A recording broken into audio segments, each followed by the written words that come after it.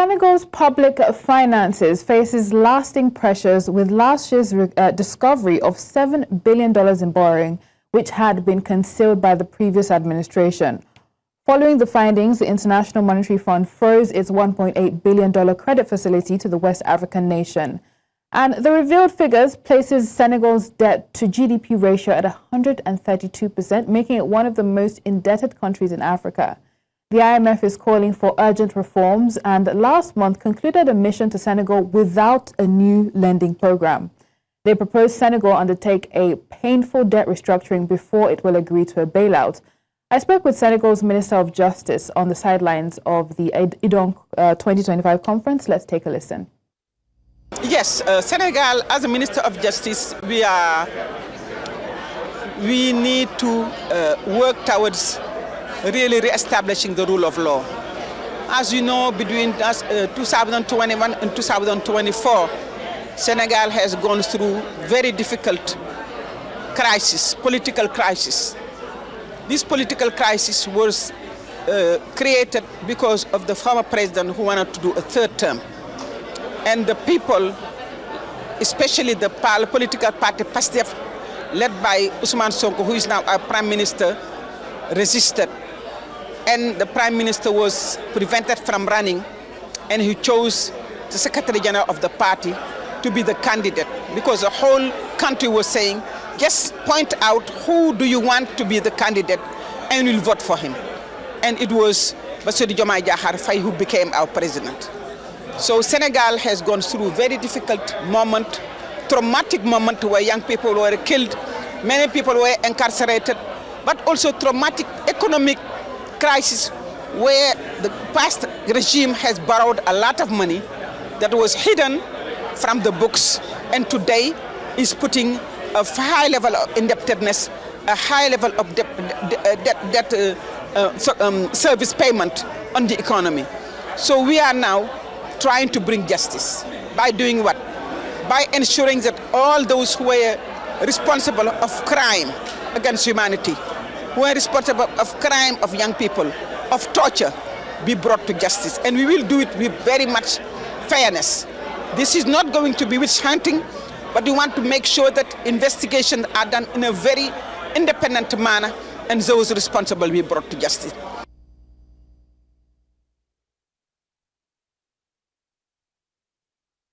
Speaking with the Senegalese Minister of Justice in person of Mrs. Yazine Fall. Joining us now to discuss is Eniola Sonuga, Chief Policy Advisor, Optima Policy. Thank you so much for your time this morning. Thank you so much, John. It's a pleasure to be here. A pleasure. Let's begin, I think, the hidden debt. First of all, how did Senegal get there? How did they manage to hide this debt? And are there examples of where this has happened before? Yes, so I think it would benefit the conversation to begin with a bit of conceptual clarity of this term hidden debt that is currently being brandished to describe the predicament that Senegal finds itself in. Hidden debt refers to public liabilities that are underrepresented or completely omitted from official statistics and fiscal data. And this is often because such debt is procured through off-book channels, or it could just be a deliberate under-representation of the fiscal position of the country in order to gain access to better lending terms on international markets or with multilateral lenders. This is not a new thing on the African continent. We've seen several instances, one of which is Mozambique's tuna bond scandal, where $2.2 billion in hidden debt was disclosed or was revealed. And this led to significant sovereign debt crisis in Mozambique, as well as a loss of investor confidence in the country. So it's a significant problem that Senegal finds itself in, and it's left to be seen how they approach this issue and how they look to solve it. Yeah, and I think so far what we have seen is an attempt to distance themselves from the debt, an attempt to somewhat, I don't know whether they're asking for debt forgiveness in that regard, but what are your thoughts on their approach to resolving this issue? Well, yes. I mean, it's not surprising at all that the Senegalese government is attempting to distance itself from this crisis. Of course, the situation occurred during the government of the previous president, Macky Sall. And I think one thing that we can actually look out for to see in Senegal's approach possibly is an attempt to claim what we call in international economic law odious debt. Odious debt simply refers to debt that is procured illegally for illegitimate purposes and against the public interest of the citizens of the country. So that is a possible angle that the Senegalese government may try to address in its push to distance itself from the crisis. But the significance of odious debt is that the successive governments, in this case, the current government administration in Senegal, will be able to repudiate that debt and basically push off its obligations to service such loans. So it's left to be seen whether that it will be a strategy of the Senegalese government, although I should say that legally it's a high bar to meet the criteria for odious debt. In terms of debt forgiveness, we've seen this happen on the continent already in Nigeria, which is not too far from Senegal in the administration of Olusegun Obasanjo, who was the former president. He was able to secure significant debt forgiveness from Paris Club lenders. So that might also be another avenue that the Senegalese government is looking to explore. However, in the current circumstance, I think it will also be very difficult to see a debt forgiveness, especially because of the impropriety and the nature of the hidden debt. So it's almost akin to fraud because you misrepresent your financial position in order to get more favorable lending terms. So I think it will be very difficult to see debt forgiveness in this situation. Right, and let's come to how IMF is approaching this issue. We know that just last month they were in the country for some sort of assessment. And I mean, they have not approved a new lending program. We know that they discontinued at 1.8 billion last year. And there are calls from what we're hearing from the Prime Minister that the IMF is suggesting a debt restructuring, which he has vehemently said no to. He considers it a disgrace. What are your thoughts on IMF's proposition? Yes, so it's typical for the IMF to push for debt restructuring in instances like this. And it is also typical for governments, including the Senegalese governments, to push back against debt restructuring. Because what debt restructuring does, it signals to the international capital markets that lending to Senegalese government is high risk, right? And it leads to economic contractions, it leads to downgrades in sovereign credit ratings, and then governments are unable to borrow at sustainable prices. It could even lead to a shutouts from international capital markets, as was seen in the case with Zambia. So governments try to avoid a debt restructuring, and I think we will continue to see the IMF push for debt restructuring, although at the end of the day, it does lie primarily at the discretion of the sovereign. I think another thing to consider is the current approach that the Senegalese government has been taking, which is austerity, right, in trying to avoid debt restructuring. And so they're cutting spending and they're increasing taxes. We've already seen a lot of cuts to social safety net spending in Senegal, which is affecting the baseline of the population to the poorest of the poor. And at the same time, we've seen increases in taxes on certain goods. The IMF is also calling for reduction in tax exemptions, and the IMF is calling for a removal of subsidies. But the problem is when you have a combination of these sorts of measures in an economy, it tends to cause contractions. You can imagine an economy that will be facing the removal of subsidies, facing the reduction of social safety net spending, increasing taxes, and the removal of tax exemptions. With the current wave of what we've called Gen Z protests and social unrest, I think these are some factors that the Senegalese government and even the IMF need to be considering as they design their approach moving forward. Indeed. And yes, there is that pushback on restructuring. You've mentioned the effects it would have, but we're already seeing some of those effects play out with the downgrades. Just last month, November 14th, S&P downgraded Senegal's long-term sovereign ratings to a CCC+. What are your thoughts, and do you see more downgrades ahead, restructuring or not? Yes, those downgrades were almost inevitable because sovereign credit rating agencies feed very heavily on investor perceptions, and the investor perceptions that are becoming a result of this crisis is that lending to Senegal is a high-risk venture. In terms of further downgrades ahead, I think if the Senegalese government is sort of pressured to go into debt restructuring arrangements, then it is also, again, inevitable that further downgrades will be seen down the line.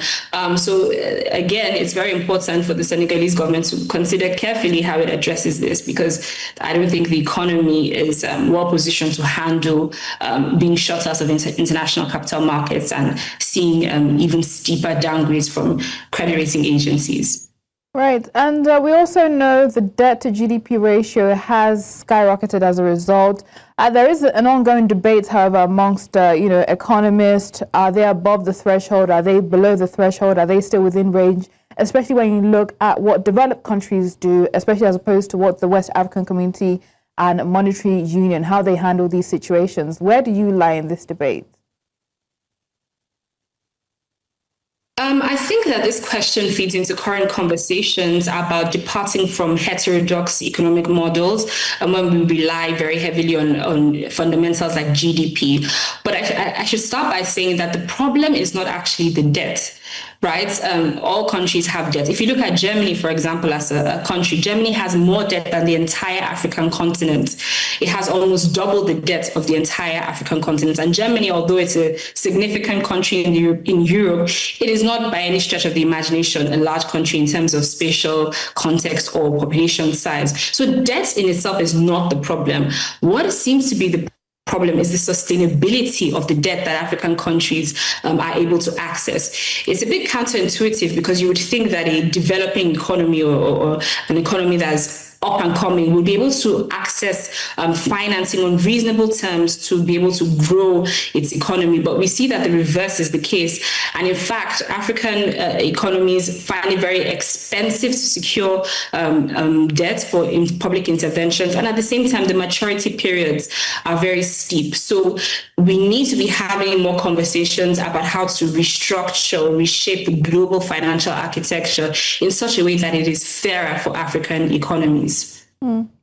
Indeed, and hopefully we see that we know those conversations are being had, but hopefully we see that translate to action, especially within ECOWAS and other regional blocs. But we're going on a break right now. We'll tie the conversation together neatly in just a moment.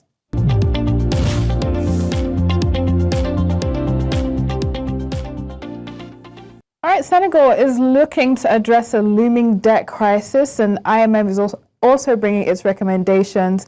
It'll be interesting to see how that situation is handled. We have Eniola Sonuga, who has provided us quite some insight into the conversation. Let's, as we tie things together, focus on IMF. And obviously, they have brought forward their recommendations. There's that pushback from the Senegalese government. But we know IMF and Senegal, they have a bit of a relationship before now.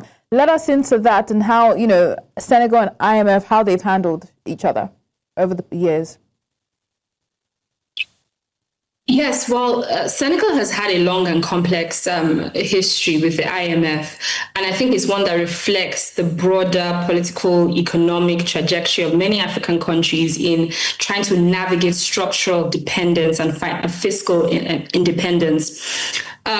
Since about the late 1970s, the Senegalese government have engaged the IMF in various programs, which have included structural adjustment programs, extended credit facilities, which have sort of had temporary effects on macroeconomic fundamentals to stabilize the macroeconomic landscape. But it is always balanced against such as social interests or socioeconomic interests. They have been accompanied by pressures to privatize, austerity measures, and pushes for removal of subsidies, which, of course, like I had mentioned earlier, affects the baseline of society, the bottom line.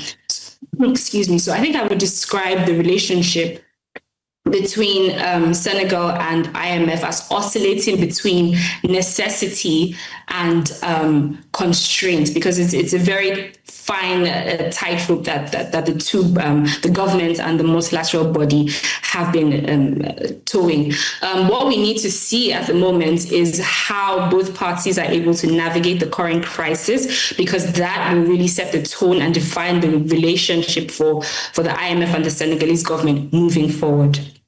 Yes, indeed. And of course, just to quote the Prime Minister, he has come out to say, Senegal is a proud nation. We will not be treated like a failed state. Mobilizing tax revenue is better than accepting a debt restructuring. And finally, I would like to get your thoughts. What's the way forward, especially to prevent the impact on the economy and to make sure their economy continues to grow? What do you see as a way forward? Thank you. So I would say that, if I were to advise the Senegalese government, I would say we need to start moving away from these sorts of austerity measures, and we need to start looking towards increasing the Senegalese government's trade surplus, because we know that research and data tells us that when you increase your trade surplus, interest rates go down. And ultimately, how do you increase your trade surplus? By increasing your exports. Senegal has recently become an oil-producing country, so it is a very big possibility that some of the revenue that they obtain from the international oil markets can be used to offset some of their debt obligations.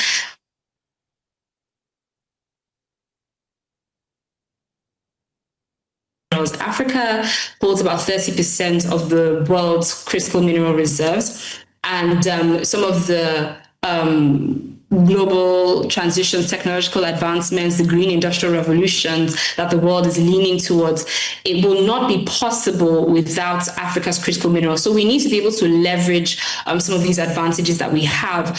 But a caveat that I would put in at this point is that we need to also be able to pivot away from extractive models where resources are just carted out of the continent and moved elsewhere to the global north usually. And we need to be able to start to look for ways to add value on the continent, so value addition, to build our value chains, technological transfer, and even building infrastructure development into some of these critical minerals and resource agreement. So I would say that is a very viable approach that the Senegalese government could consider to leverage its resources in order to clear out some of its debts and stabilize the debt crisis in Senegal today. Yeah, indeed. The government's definitely going to have to get creative in addressing this debt problem. But thank you so much for your time and perspective on the show today.